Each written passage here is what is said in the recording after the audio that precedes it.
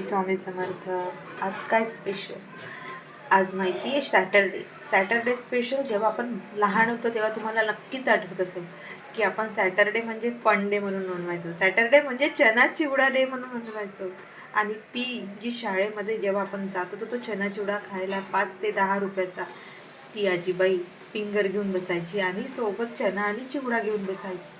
तो चना चिवडा कसाही असेल, टेस्टलेस असेल, पण बिकॉज आपले छोटे छोटे बालमित्र, आपले मित्र आणि त्यांच्यासोबत हसत खेळत मज्जा मारत ते चना चिवड्याची इतकी सुंदर टेस्ट यायची की आठवतच नव्हतं की ते कसे बनले आहेत किंवा कसे टेस्ट आहेत त्याची.